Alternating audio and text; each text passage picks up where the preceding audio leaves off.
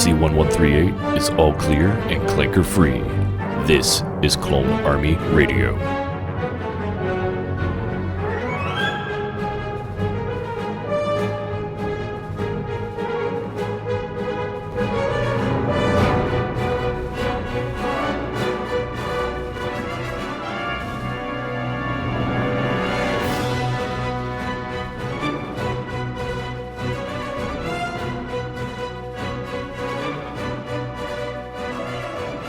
What is up, Clone Army? We are back again for another Mandalorian Aftershow. This week we are talking about Chapter 12, The Siege, and it is directed by Carl Weathers.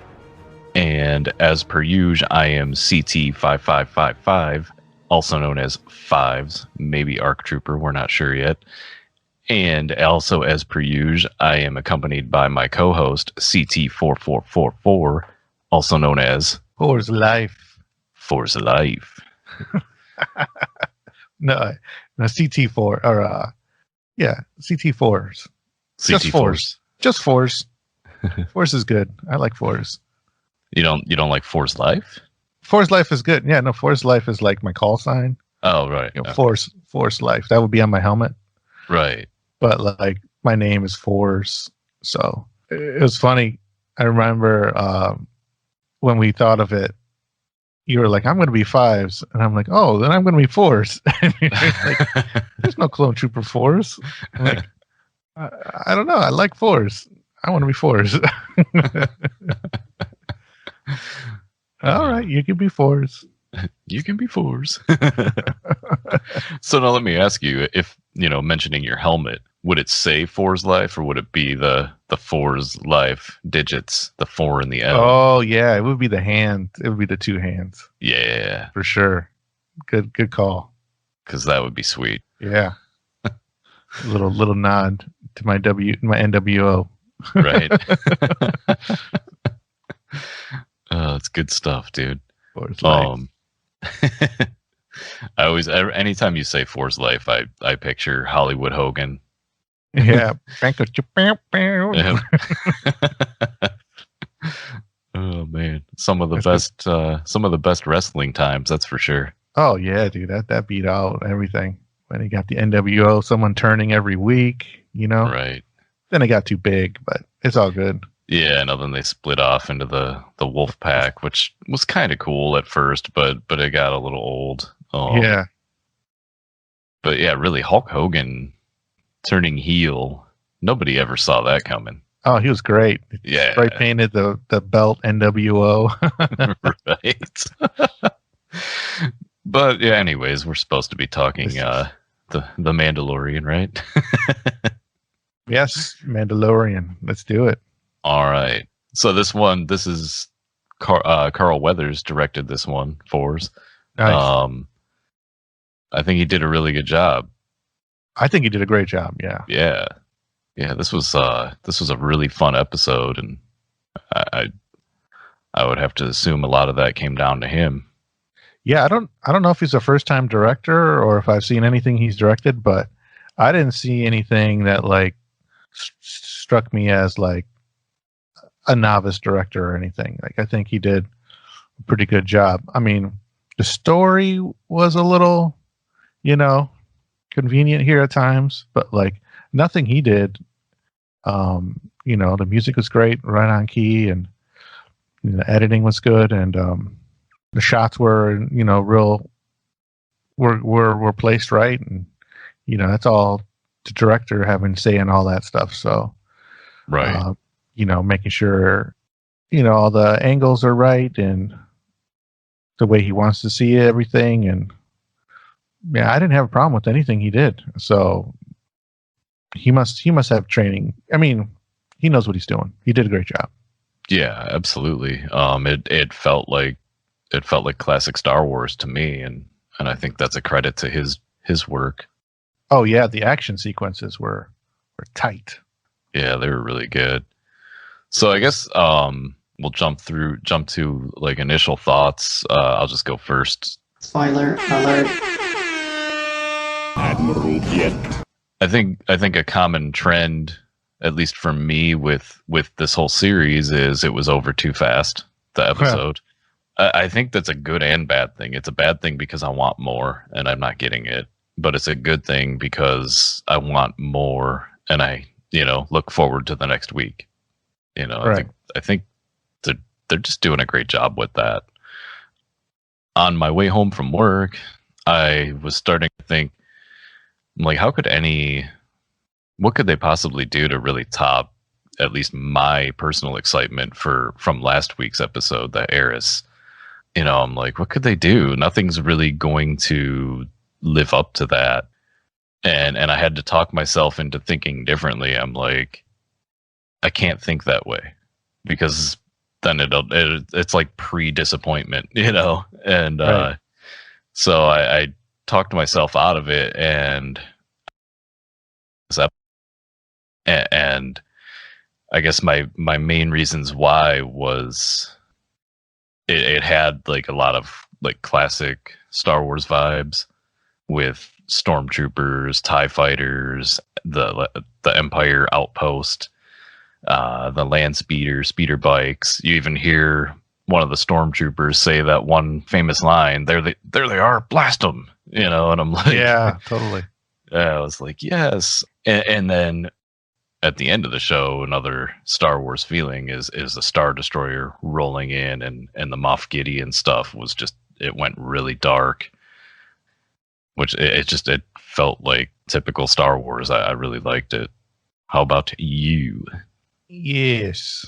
Oh, were those your initial thoughts, or Yeah. those just your? Okay, cool.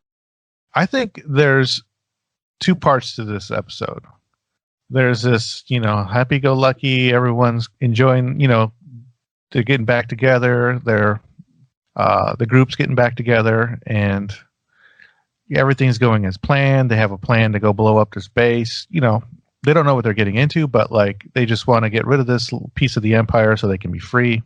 And everything goes good until they get to the lab, and then when they hit that lab, this episode kind of changes. Mm-hmm. Into like, oh geez, like the tension gets ramped up to 12 because the baby's in danger, because they know that baby's blood is like sacred or being used as an experiment, right? And plus, I mean, the base is going to blow up in any minute, so they need to get out of there. Not to fast forward, but I think it's in two parts. I mean, everything's like hunky dory in the beginning until the lab, and then it kind of ramps up. It kind of, the episode goes into awesome mode, really, because the action. I mean, just everything with that, with the speeder bikes and everything, and the TIE fighters. I mean, that was some cool stuff. So it was good to see the gang back together from last season. Cara and Griefman, they've been doing some good stuff. They've been up to some good. They're cleaning up the place and making it respectable, and prosperity is coming to the town, which is great. Great to see. Great to see that in the Outer Rim, because that's not the case everywhere. True. It's good to see Baby Yoda, being a baby again and getting into some hijinks. Not playing nice in school, but and then it was cool to see what the Empire was doing. Well, the remnants of the Empire was doing with the blood. I think is this like the first time we get to see any of that, kind of like we get any, we get like an answer of why they want the baby. Yeah, it was a reveal that I think we've been waiting for since the beginning, right? Right. Yeah. So this is like the cold hard facts of like, why they want the baby. They want the blood for the midichlorians, and looks like they're trying to create something with it. At least inject it into some bodies or something. I don't know. Kind of, they don't really tell you too much, but I was thinking, like, when I first saw the what are those things called that the bodies were in? The Bacta tank? I don't know. Yeah, they look kind of like the Bacta tanks. My first thought was is that Snoke? And I only watched the episode once, so I didn't go back and look, but that was my first thought. Yeah, I saw it twice. I don't know. I don't really. They don't really show you who it could be, but I mean, it's all deformed and everything. Mm-hmm. So, I mean, you can only assume that it's Snoke, but that would make a lot of sense.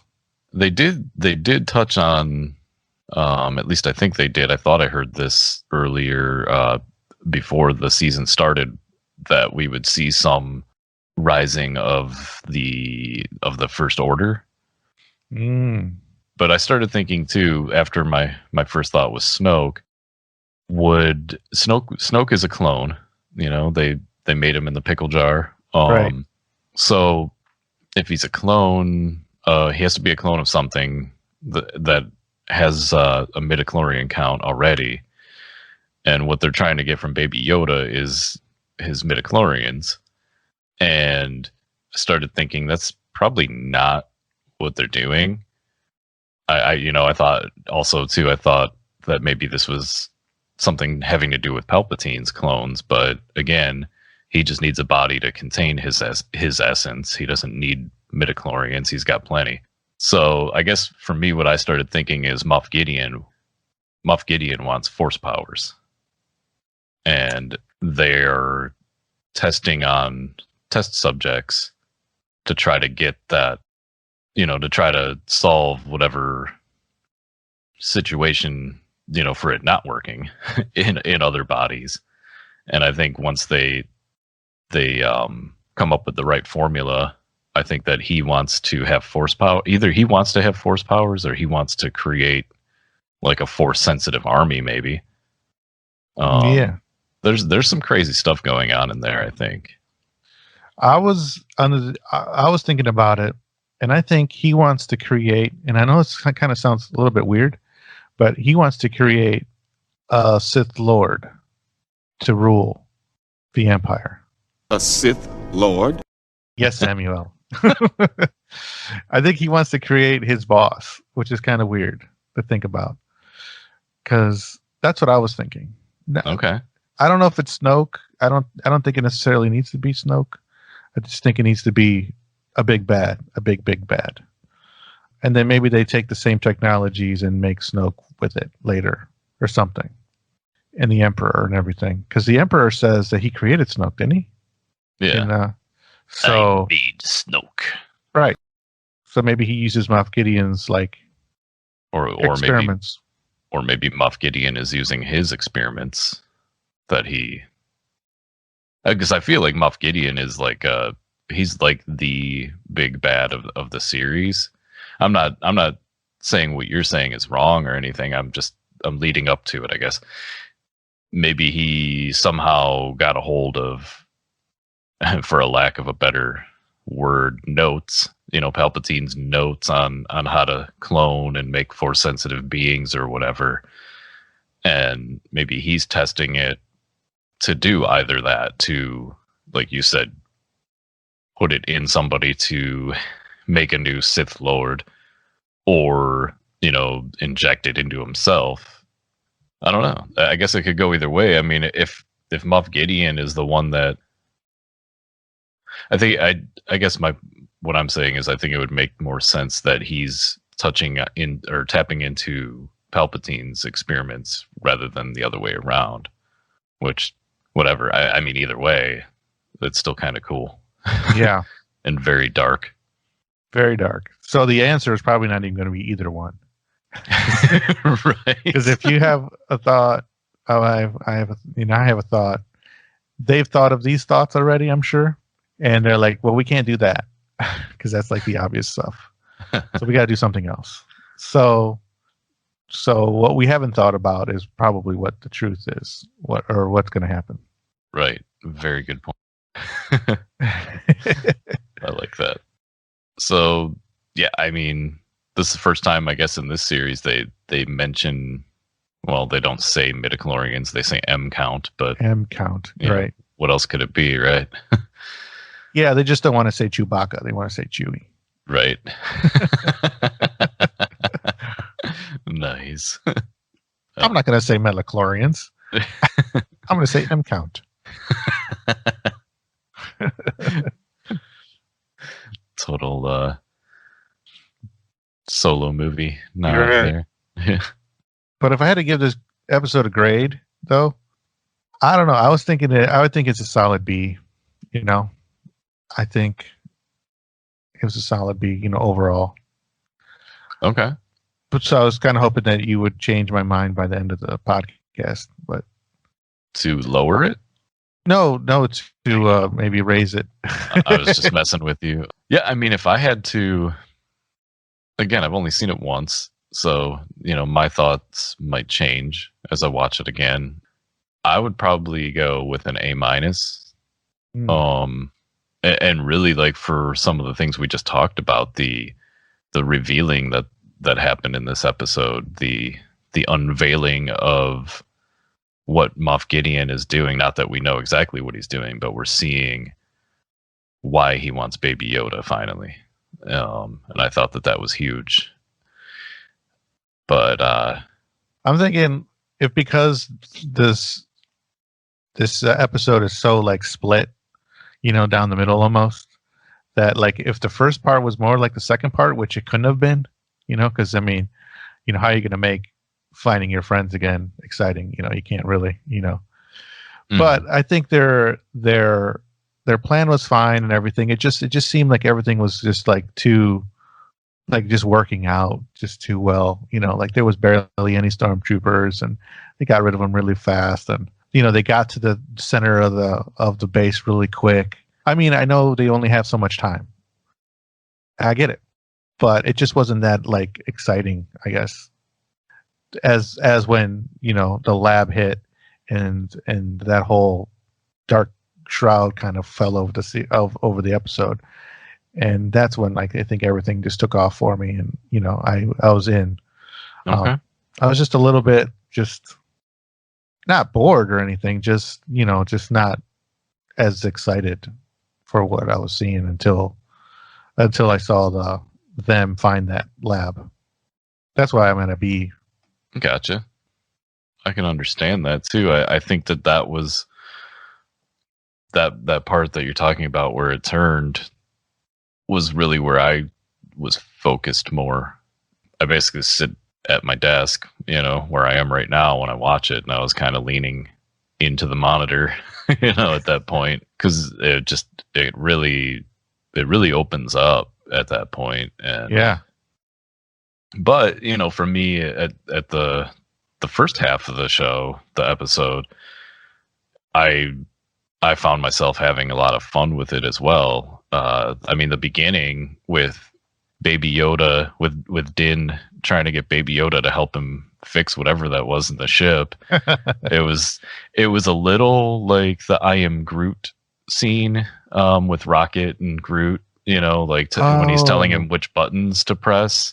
Yeah, like it gave me that vibe, which I think I've mentioned many times that I don't really like the Marvel humor in Star Wars, but this worked. This worked for me really well because it was hilarious. And he's like, no, don't plug the red one where the blue one was, and he's just like, try not to get them too close. No. Yeah, he was really patient with Baby Yoda in that part. That was pretty cool. That was good. That was good. Good moves, because you get really impatient with a little child like that. But like he's trying to fix the ship, and he's like, I'm not going to blow my top. I'm just going to stay calm, going to center myself. Right. No, don't mix the blue and the red. Don't have them touch. And then he's immediately like, "Are you okay?" Yeah. And then he says something like, it was worth a try or worth a shot. It was worth a shot. And then like right after that, while they're eating, I thought it was funny when Mando lifts up his helmet a little bit, and Baby Yoda's all like leaning, trying to look under the helmet, like, what's this guy look like? Yeah, you caught that too? I thought the Baby Yoda was trying to look up in there. Uh-huh. Yeah. I actually rewound it just to make sure that that's what he was doing. I thought it was funny. Yeah. They were cool sitting there, father and son there. Right. Sipping on some soup or whatever. Just kind of hanging out. Just be like, what are we going to do now? And then they came up with a little plan. Yeah. Did he talks to Baby Yoda and like sits with him, like you were saying, like he's just one of his pals. It's like, I mean, he's like a parent to him as well, but like he talks to him a lot. Like, you want to go? What did he say? You want to go to Navarro? And he's just has conversations with him. It's pretty cool. It is pretty cool. Yeah, he doesn't talk down to him. He talks to him as an equal. Right. Yeah. Exactly. There you go. Which, I mean, I guess if you go by age, they probably are pretty equal in age. Oh yeah, that's right. Yeah, he's probably a little older. So yeah. So the next thing we see is the Mandalorian symbol down in Navarro, right? Mm-hmm. We see it clear as day on the top of stone etching. Is that their old hideout then? Yeah, that was the covert. It looks like, well, what you see is the outline of, like the emblem that was hanging there. Yeah. I think I'd have to go back and watch again. It didn't look like the emblem was there. It was just like the worn out part of the wall that it was hanging on.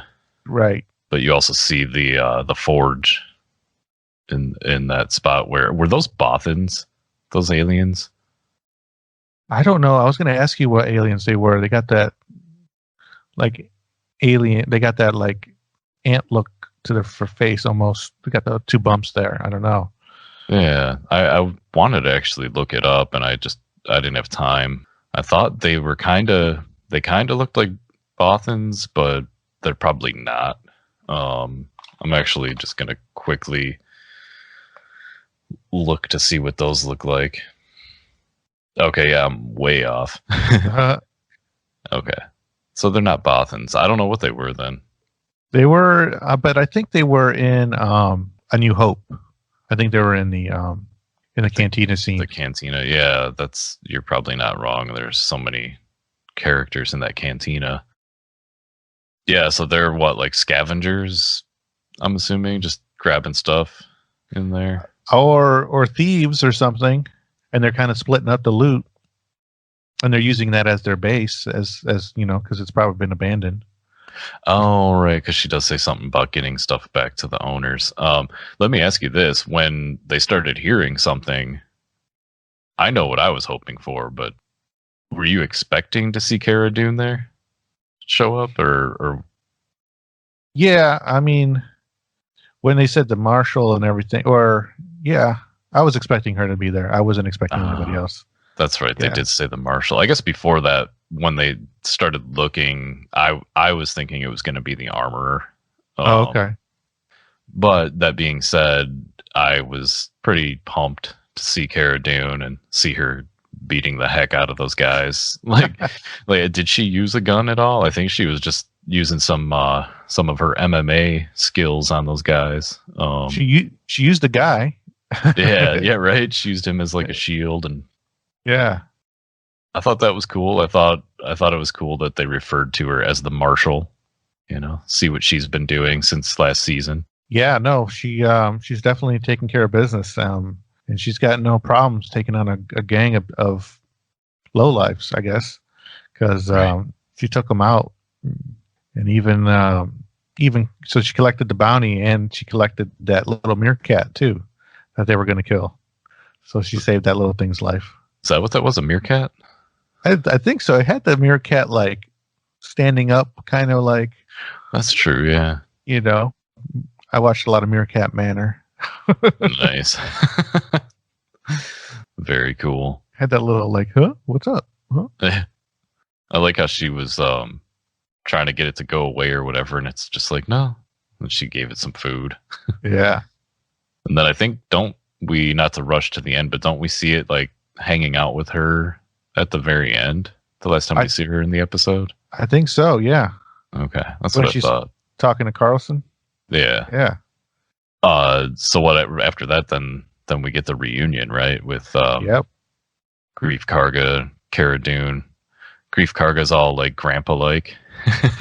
not just because his facial hair is white, but the way he like grabs Baby Yoda and he's talking to him. I'm like, dude, he's like a little, he's like a grandpa to Baby Dude, I totally got that vibe. Yeah. Did you? And he's like, is he taking good care of you? And he's really grown fond of Baby Yoda. I'm assuming. Baby Yoda even says a noise or something, right? Oh, like to respond to him? Yeah. Yeah, right? He goes, yeah, he says something, and he's like, oh, he said yeah. Right. Yeah, I think he's become a little attached to the little guy. Because I think probably because of how he healed him last season, and he's all like, do the hand thing. Right. Before that, did you see Mando and Greef do the Predator handshake? No, I missed it. Did they? Yeah, they did the whole like muscle handshake that you were talking about. Oh, right. Yeah, they did kind of like slow down and focus on the handshake. That's hilarious. Yeah, that's got to be all Carl Weathers throwing that in there. Oh, for sure. Yeah. I've done this before. Nice catch, dude. Yeah, we just talked about that the other day, right? Right. Yeah. And I'm like, oh, Fives is totally going to bring this up again. I'm like, oh. And then I didn't. No. Good thing you brought it up, though. That's funny. I might have been expecting that, actually. Oh, really? Yeah. Well, with Carl Weathers and everything. So I'm like, there's going to be a handshake. And I'm like, oh, there it is. Nice, dude. That's funny.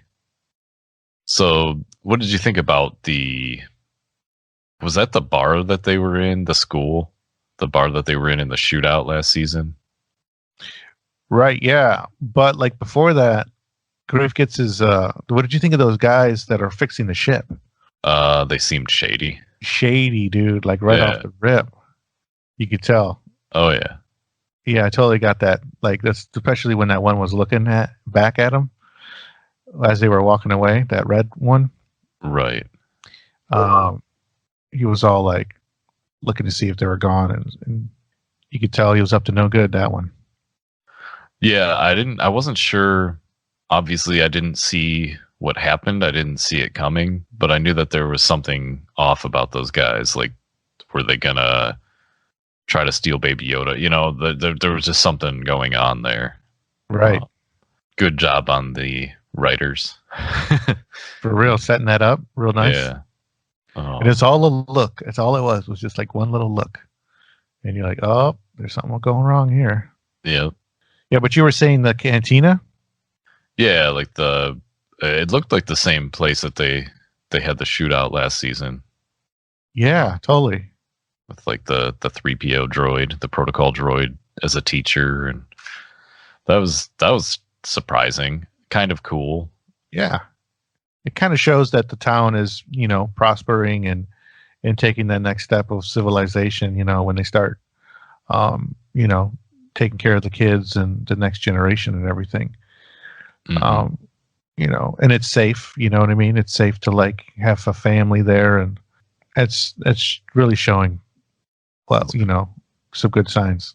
Yeah, very different from last season. It was all filled with scum and villainy and the Empire. Right. So credit to Greef Karga and Cara Dune for really cleaning up the town. That's impressive. Yeah. And it seems like the plan is not just the town, but the planet, which got me a little bit. Greef even says, he says, I want to clean up my planet. Oh, right. Yeah. When it's time to talk business. But you to skip ahead. Sorry, I skipped ahead a little bit. It's all good. Something that comes to mind is how much time do you think has passed since Din was on Navarro? Because to me, it didn't seem like the story, from the end of season 1 to the start of season 2, it didn't seem like there was a big time gap. Yeah, that's the thing.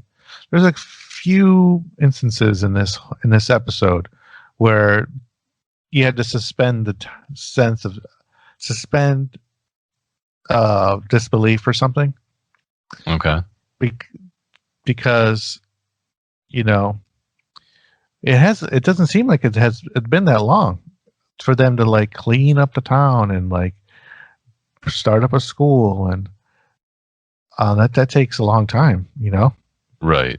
Put all new awnings on and have fruit vendors, and everyone be smiling and happy, and that takes a long time for everyone to feel safe like that. So I don't know. I mean, a year or two, maybe. Could it be that long? I mean, and and they talk about that years. Like I was going to ask you, like, what planet are they basing the years and stuff off of? Oh, right. in days and everything. Like, is it supposed to be Earth days in Earth years? I mean, I guess that's what they're. I would have to think that's what they're relating it to. I think it always seemed to follow Earth time and Earth years, but then you have alien races that have been, like Chewbacca is almost 200 and Yoda is 900. So like, how is that the same amount of years as like Han Solo? Right. I don't know. Maybe this is a question for the listeners, because I don't know. I don't know what they're basing their years off of. Do they use, like, not Coruscant anymore because that's not the center, but do they use a core planet like the one they mentioned here at the school? They mentioned at Chandrilia, was it? Is the new capital of the New Republic? Oh, really? Yeah, Chandrilia. Missed that. Yeah, the droid says it as she's talking. I watched the second time. I watched it with the captions on, so I could pause it and be like, "Oh, okay, that's what she's saying." So, do they base all their years off of that planet, solar system? Because I mean, as we know, the farther away you are from the sun, a little bit of science lesson here, the more days it takes, which increases or decreases your years based on the sun. Mm-hmm. Like, what do they base their years on?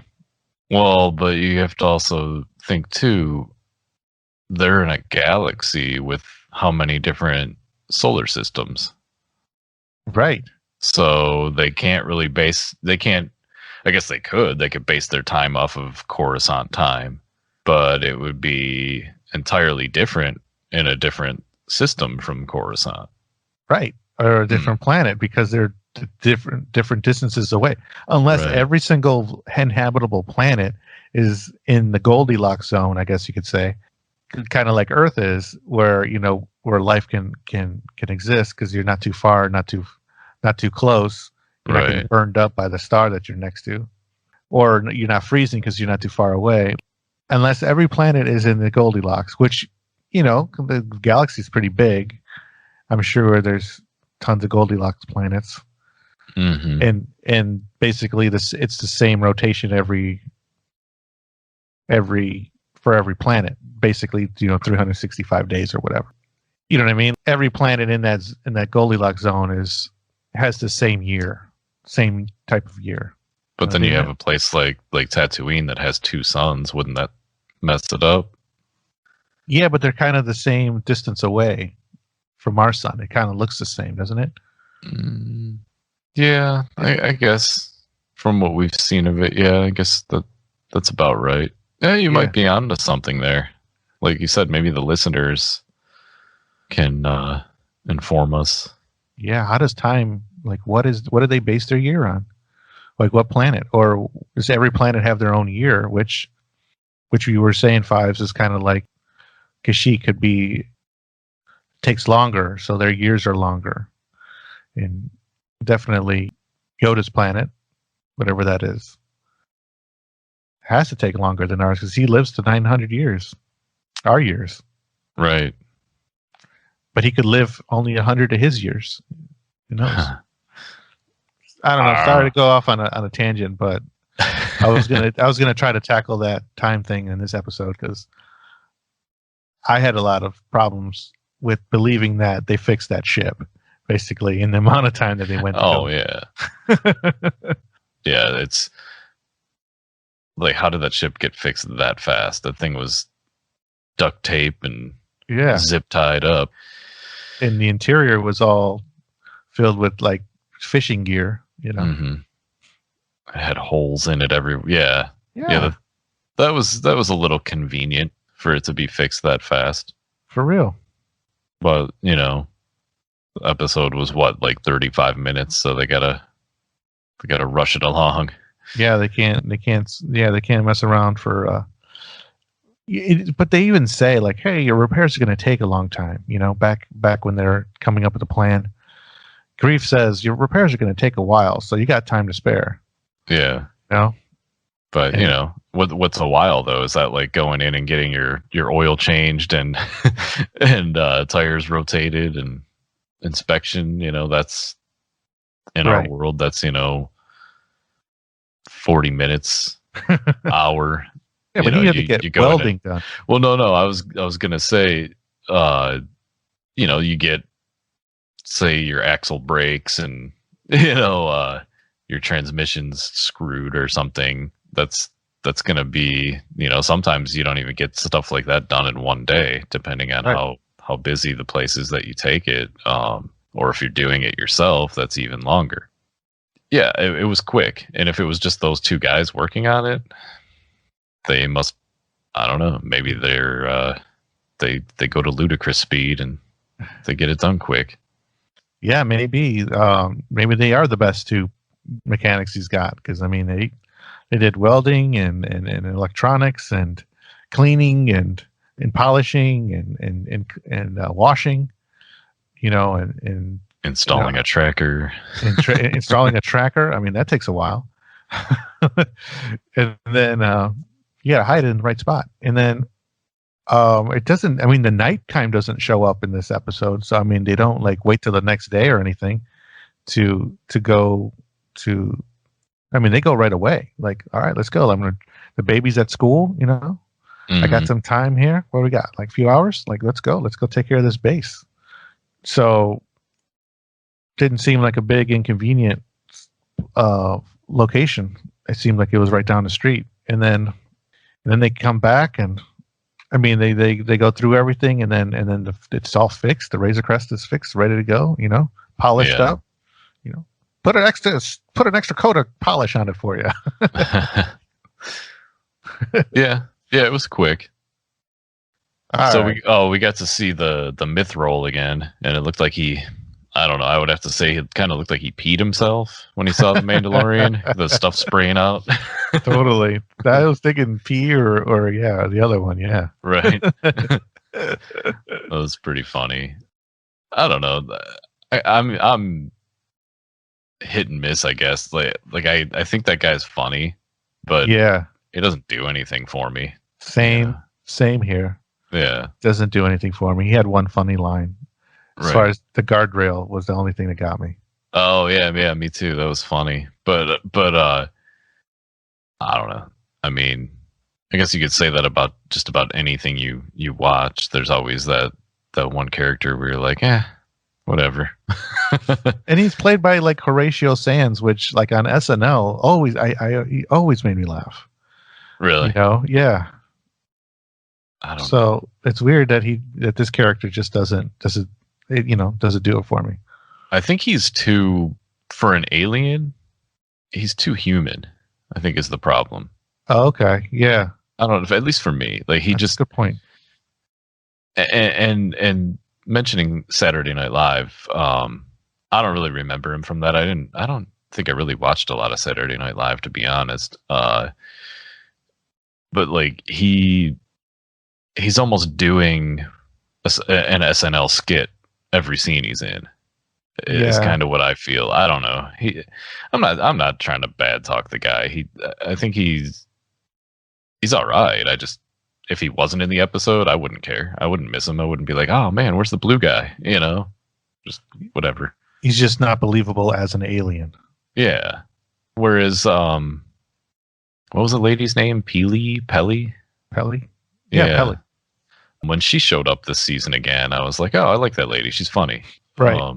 She too also brought a lot of real world, non-Star Wars feel to her, I thought. But for some reason, it kind of worked for me. This guy doesn't really, I guess. Right. He's just pretty much a familiar face from last year that they can throw in there that can help him along. I don't know. Yeah, did he need to be in there? I don't think so. Yeah. Did he really need to help them on their mission? Yeah. I Yeah. mean, they kind of like were forcing him to go be the fixer guy, when they could have taken care of it. I mean, and he did. Like, Mando opened the door, and Right. So what did he really do? He turned off the generator or the coolant or whatever for the core of that base, which they could have done. It was just hitting buttons, but they sent him out there because it was dangerous. Okay. Yeah. Yeah. Let him do it so we don't get hurt. Yeah.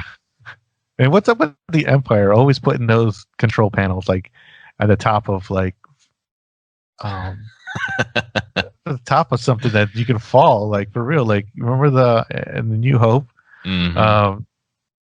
Obi-Wan had to climb on something the same thing to like turn off the tractor beam. What's the deal with that? It totally that whole scene. It's probably almost shot for shot because there's a couple stormtroopers in that too Mhm. that are like milling about. So Yeah, I was thinking the same thing. That's funny. That whole mission in the base was kind of like Death Star feeling, but not. yes, I don't know. I can't really. In A New Hope, the Death Star action was so fun for me that with Han Solo running away from the stormtroopers, and like that's one of my favorite scenes in all of Star Wars. So this gave me that feel, but just not as hardcore as my feeling is for the Death Star.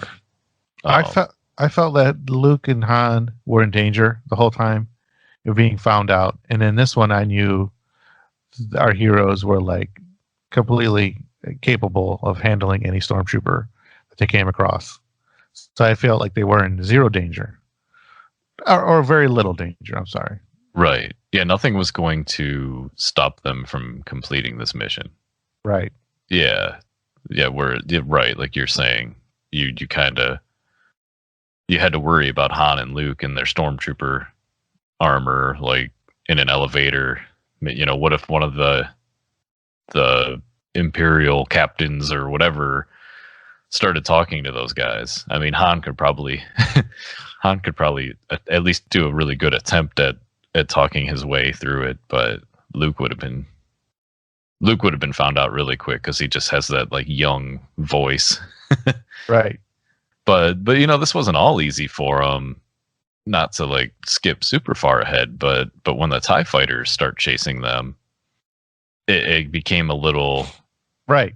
I mean, at least for me, I became a little concerned because Grief Karga was showing that he is not super skilled at, shooting down flying targets, which I appreciated. I was like, okay, they took out all these stormtroopers, but with like no problem.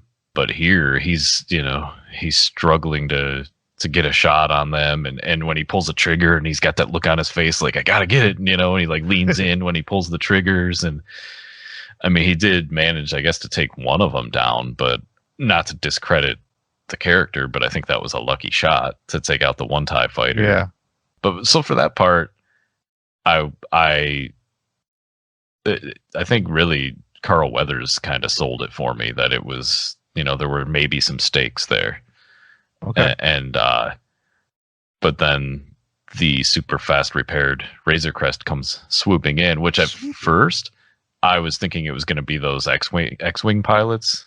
That was my first thought, and I think that as much as I loved seeing the Razor Crest doing some pretty sweet dog fighting, very good flying of the ship. Yes. Yeah, I really like that. But I think my initial like, if I had seen the two X-wings swooping in to help them, I would have been like, yeah, yes. and that works because we see Carlson later. Yeah.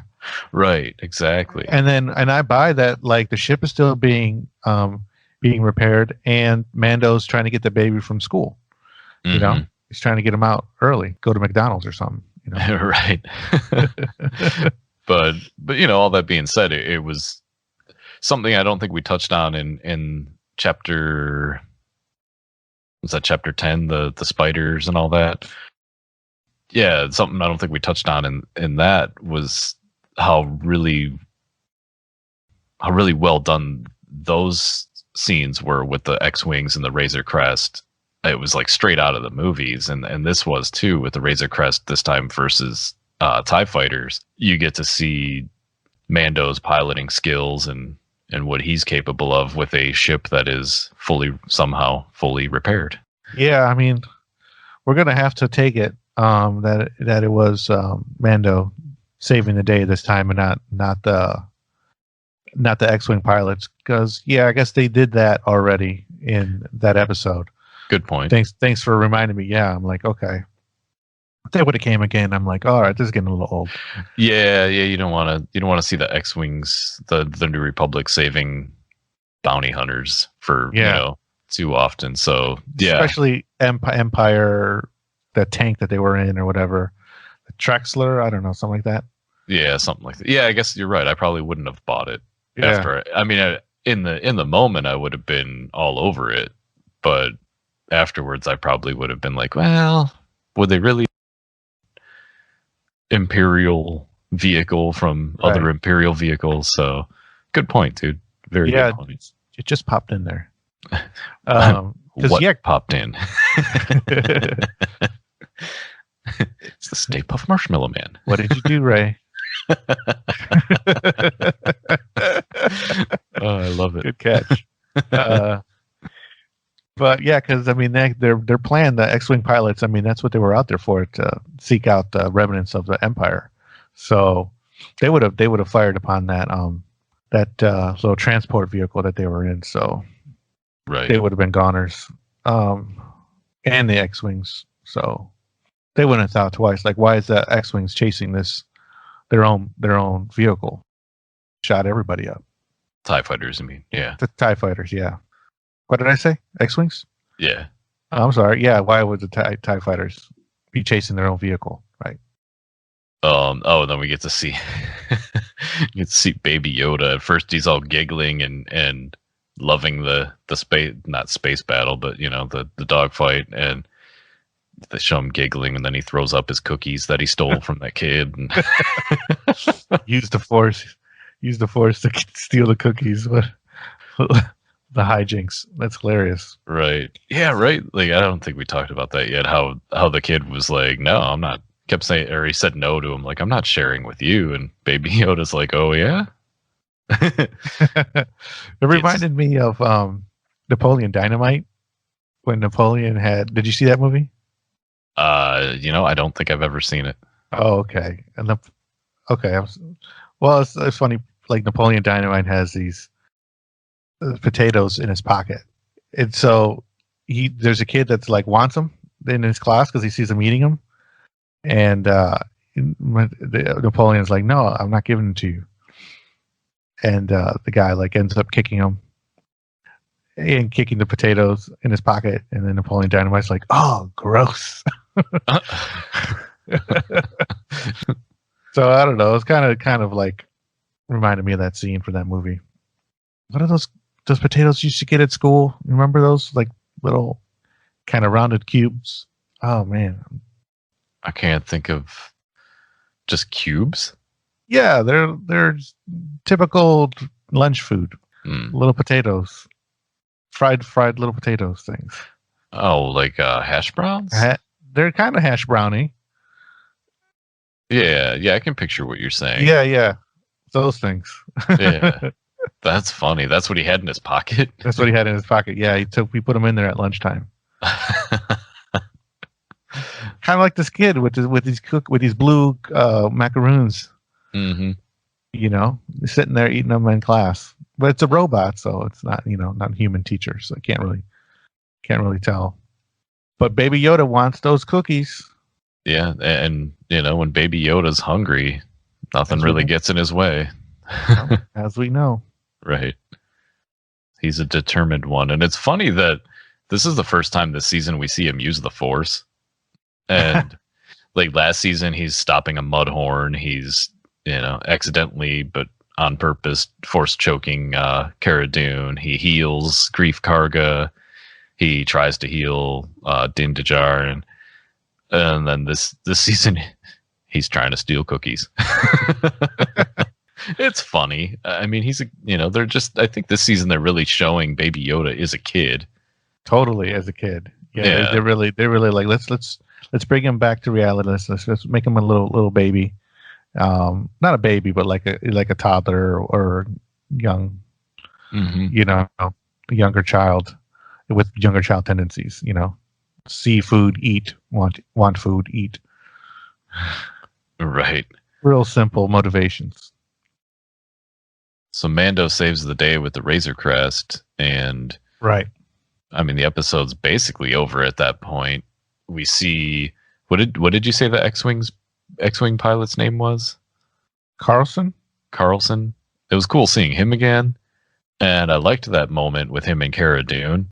It felt for me again. It took me back to like Han Solo, where Han was reluctant to help the rebellion, and he eventually did. And here, Cara Dune is, I think, offered to help her join the New Republic. Is that right? Is that okay? Yeah. And she immediately says no, but then he walks away, and you see her thinking about it, and that also felt a little bit like Han. I think that was in A New Hope when Luke says, well, you take care of yourself because I don't remember how he words it, because that's what you're best at or something like that. And he walks away, and Han watches Luke walk away like, Yeah. And it gave me a little bit of that feeling. What do you think's going on there? Do you think she's considering it, or? Well, she's a marshal, so she's definitely on the good side of things. She's not evil, or she's not doesn't have evil tendencies. She likes helping people out, getting their stuff back. Mm-hmm. Does she believe in the New Republic at that level? In the rebellion, she was a drop trooper. Is that what her background is? I've heard drop trooper, shock trooper, and then they called her something else. So for the rebellion, yeah. So she was out for revenge when Alderaan, because we find out she's from Alderaan, right? Which they mentioned again. Very cool. Yeah. So we find that out, So like, does she have revenge still in her? Seems like she kind of like played that whole scenario out. She did what she could, and the New Republic took over, and she's like, okay, I did my part to put everything back. Mm-hmm. What was that medal? Was that a medal, or was that like a sheriff's badge? What was that? Oh, that he put down, that Carlson put down. I was. It's funny. I was thinking it was just like a medal that he gave her, because he gave it to her, right? Yeah, he didn't give it to you. He kind of like put it down on the. Oh, so maybe. Something. Okay, you might be you might be right. That might have been like a marshal badge or something. Yeah, I didn't even think of that. I thought he was handing that to her, like, this is, get a hold of me, or something if you change your mind. Well, yeah, Carson says he needs local support to fix, all the problems that, basically the Razor Crest has a bunch of incidents that they keep having to report on. These aren't isolated incidents, like, we need people. We can't manage everything. We need local support, be on our side to kind of like report the facts, so we can, we know what's going on. Okay. So to have their eyes and ears everywhere. And then I think that's when he puts like the symbol, Republic symbol down on something, and like leaves it up to her to like choose, I guess. Okay. Yeah, good catch. I must have missed all of that. I know they were, like, from me, I know they were talking about Alderaan, and she says I lost everyone, and he said he was working there. What did he say? He couldn't have been working there. He'd be dead. But I think he said he was working during that time. Okay. He was part of the empire, part of the rebellion at that time. Okay. But yeah, I pretty much missed everything you just brought up. So that all makes a lot more sense. He's like, you choose, help us or keep doing what you're doing. Yeah. Obviously, she's not going to help them find Din Djarin. No. But something else I just thought of too was how we've been calling those guys space cops. Grief Karga calls him officer. Officer, totally. It's like, I don't think it was meant to be funny, but I cracked up when I heard him say it. Yeah, for sure. I was like, oh, that guy's totally being an officer. I mean, yeah. He's totally being a cop, you know? I like the space cops, dude. It's funny. Space cops. So Din Djarin's obviously off to find Ahsoka. And, you know, this is where I'm like, oh my gosh, what's going to happen? The ending of this, the closing of this episode. And I don't know, this might sound weird, but when that ship rolls in, the Star Destroyer. Yeah. When I saw the very tip of it, I was thinking it was the Millennium Falcon for just a short second. Oh, no way. Yeah, I was like, wait, you know, and then I'm like, well, for one, probably never have seen the Millennium Falcon roll onto the screen like that before. Yeah. But then I'm like, why would it be? But just for that short second, I was like, no. But dude, what is going on there? Like that Star Destroyer. Obviously, we see the reveal of the tracking. The tracker. Right, that the mechanic, right, planted. Right, the shady mechanic that we talked about. Yeah. But what's going on in that room that Moff Gideon's in? Well, I don't know. I was going to ask you. Like, what was the thing? Like, were there people on the like? Were there like? What are those? They look like TIE fighters, TIE fighter pilots to me. In the suits. They at first I thought the one was like a Vader helmet. But then right. I came to think what you were saying, the TIE fighter pilots. But then I'm like, those look like droid bodies. Does he have some kind of little droid army that he's building here, or? Oh. Like, I don't know. To me, the arms, like you could sort of see the arms, they looked robotic to me. Oh, it could be in robots. I didn't even think about that. I was thinking that this is what I was thinking, like he's already produced whatever he's wanting to produce, and he's going, like phase 1 is already kind of like done, you know?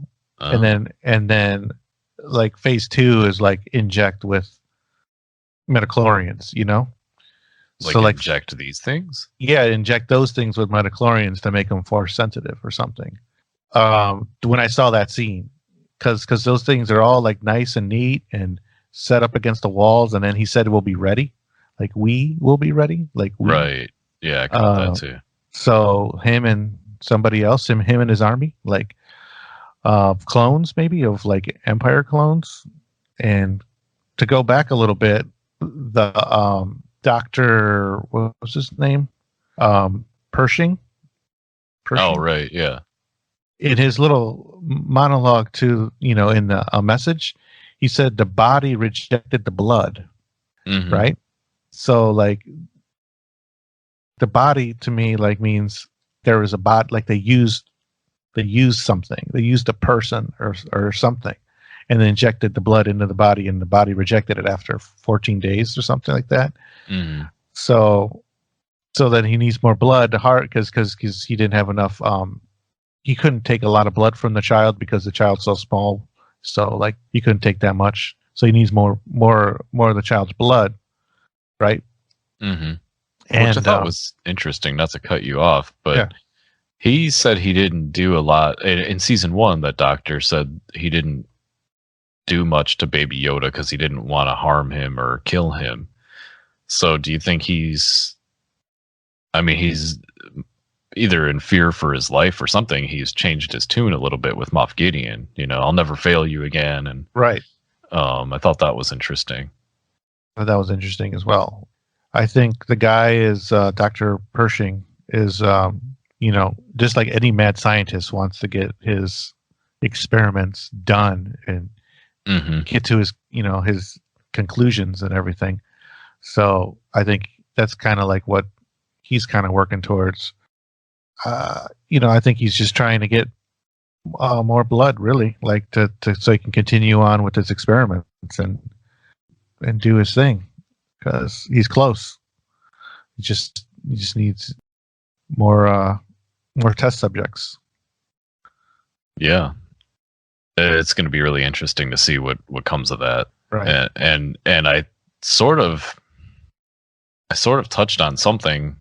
I don't know if it was the other day or last week, where I had said maybe Din Djarin does not make it to Ahsoka with Baby Yoda. That might be coming into play because they're tracking him. So they're setting a trap to get him. It's a trap. Nice. Q Akbar. Q Akbar. Or maybe they're gonna wait to see where he's headed. And who knows, dude? I mean, who knows? Ooh. I don't know how far I want to jump into all that, but yeah. it could. My only thought is, how did they know Mando was going to land on Navarro in the first place? They didn't. It was just coincidence that he did, because they had no. Yeah, I mean, unless they knew back on the other planet with the man calamari guy, there was no way they knew Din was going to. I mean, eventually, maybe they thought that he would show up, because I mean, that's his two buddies are there. Right, that's what I was thinking. That would be the only way. I think they were like going to wait it out, I guess. Did they know he was coming at that time? Probably not. I don't think. No, probably not. It was probably more of, you have your little birds planted on different planets, and true. If you see this guy, let us know. And I think that's probably what happened was the shady mechanic of Gideon. Yeah. Good point. Good point about the little birds everywhere. I like that. Yeah. Little Game of Thrones. Yeah. So that's probably, yeah, because there's no way, like you said, there's no way they would have known that he was going back there. Yeah.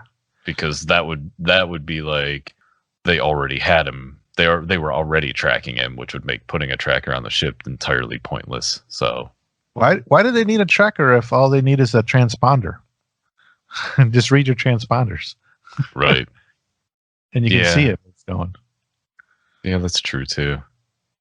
I guess just for the effect of, the Empire is on to them. Yeah, that's true. And they can watch like every little tiny move he makes. Right. They'll be ready though, wherever he's going. Yeah. If they lead him to another Jedi, they're going to have more midichlorians on their hands. I know you don't want to get into that. Either that or our introduction to Ahsoka in live action is going to be her beating down some stormtroopers with lightsabers, Right. Does she have her lightsabers? You're going to have to spoil that for me. In all honesty, I don't know. She should, but that I can't spoil for you. I don't know. Just keep watching, I guess, which I guess I don't know if this spoils anything, but no, never mind. I'm not going to say anything. Forget it. Just keep watching. My last point is, like, I don't think my grade is going to change from a solid B. I think I'm going to stay where I'm at. Yeah, I didn't really try too hard, I don't think, to convince you. But no, I mean, I see where you're coming from with it. It was really just like you said too. The last half of the episode is where it really started grabbing you. Yeah, and then when my issues with the times, and and then the convenience of everything in the beginning. So right, but yeah, we got some good reveals, which is great. It's always at the end, and Yeah, no, well, that's TV for you. Exactly. And then I am excited for next week. I am very excited for next week.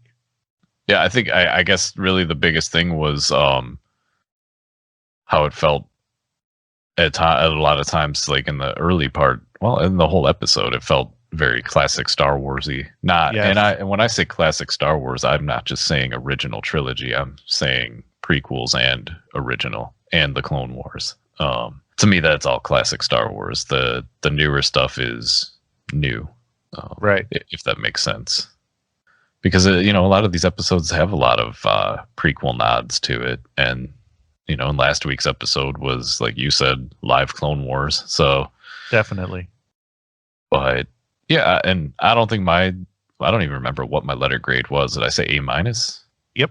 Yeah, I don't think I have much really to go on to go lower or higher. So Like I said, I had no problems with the direction. It was just basically the story elements was where I'm getting a little bit lost. Where it's losing its points, really. yeah. Just the passage of time really just kind of throws me off. Like if they Or threw lack in of. a go to sleep moment, like Yeah. or even just show the sun go down and come back up, would that have helped at all? A little bit. At least I know, all the mechanical work is taking hours and hours and hours. Yeah. Not 1 hour. Not a 2 lunch hours. break. Yeah. It was like a Mad Max. It's like, how long is it gonna take? 24 hours? You got 12. Okay. Okay. So yeah, I guess next week we're going to see, I don't know. I just have a feeling we're going to at least see Ahsoka or something with Moff Gideon and the Razor Crest. Yeah. We'll talk about that on the midweek show for sure. Right. Yeah, make sure y'all tune into that. Fours, I think we're good, man. Oh yeah. All right. Well, we want to take the time now to thank everybody that's listening. We know you're out there. We see the numbers going up and up every week. We're really excited, really happy to see that people are listening to us and latching on and sharing the show with their friends, I'm sure. Obviously you can do that. It's really easy to share the podcast. We're just two simple guys, just talking Star Wars, as best we can. And we really like to hear from you guys. So you can email us at clonearmyradio@gmail.com. Send us an email saying hi. Don't even need to say a question or anything.